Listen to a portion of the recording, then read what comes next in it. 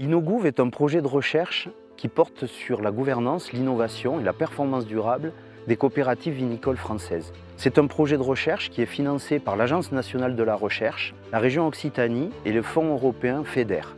Dans un contexte de polycrise lié au réchauffement climatique, à la baisse de la ressource en eau, aux multiples problèmes commerciaux, géopolitiques à l'export et à la déconsommation des vins, les coopératives vinicoles doivent faire preuve de résilience, de robustesse et d'innovation pour s'adapter à ce contexte. La cave d'Ambrial est un pionnier en matière de démarche qualité, de développement durable et de démarche RSE. C'est pourquoi nous avons choisi cette cave coopérative pour étudier de manière précise quels sont les chemins d'innovation qui mènent à davantage de durabilité.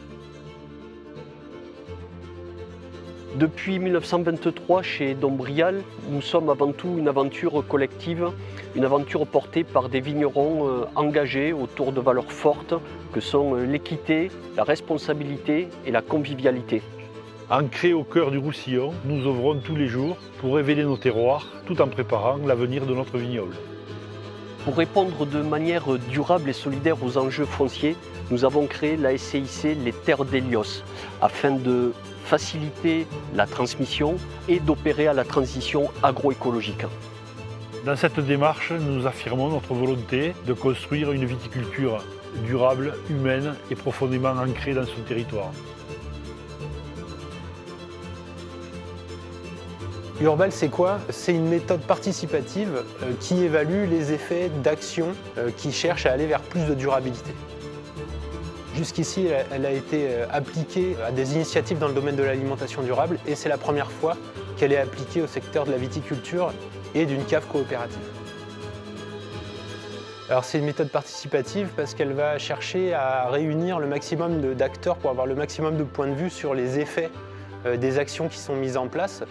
Et dans le cas de Dombrial, ça va être les acteurs de la cave elle-même, les salariés, les vignerons coopérateurs, la direction. Ça va être aussi des partenaires économiques, clients, fournisseurs, et puis ça va être aussi des acteurs du territoire, des décideurs politiques locaux, des élus, des services déconcentrés de l'État, chambres d'agriculture, des acteurs associatifs impliqués dans l'environnement ou d'autres thématiques.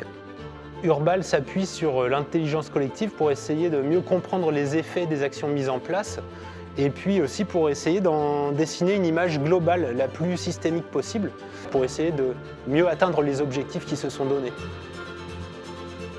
L'ensemble des chemins d'impact qu'on a établis montre que le projet de coopération territoriale conduit à mettre en place des relations de confiance et de codépendance entre les acteurs du territoire et qui vont peu à peu se concrétiser en expérimentation, en ajustement d'action et en gouvernance partagée.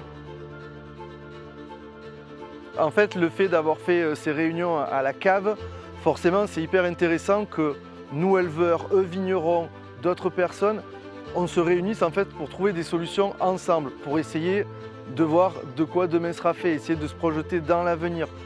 Le vitivastoralisme, ça se fait depuis la nuit des temps. Ces quelques années, avec la sécheresse, ça a été un peu plus compliqué, donc on a dû s'adapter.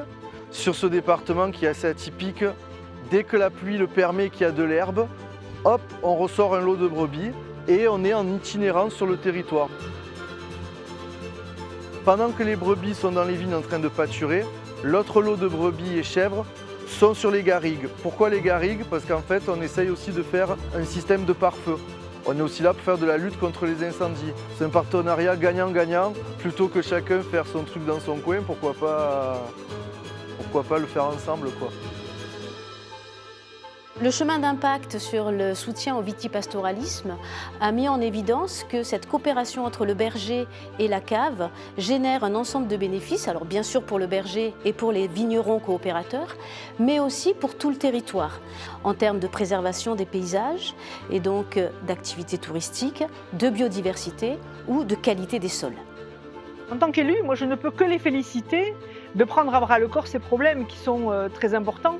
C'est positif de voir des gens qui ont des projets, qui réfléchissent, qui se posent des questions, qui réunissent des gens dans leur coopérative. Les sujets qui les intéressent, comme le foncier et le renouvellement de génération notamment, sont des sujets qui nous intéressent aussi à la région. Des sujets qui sont d'ailleurs prioritaires pour nous. on a l'habitude de mesurer la performance durable des caves coopératives dans ses composantes économiques, sociales et environnementales. Et on aurait intérêt à introduire aussi des indicateurs de robustesse, parce que suivre la robustesse en même temps que la performance permet effectivement d'orienter les décisions et les actions vers plus de durabilité pour la cave et le territoire qui lui est lié.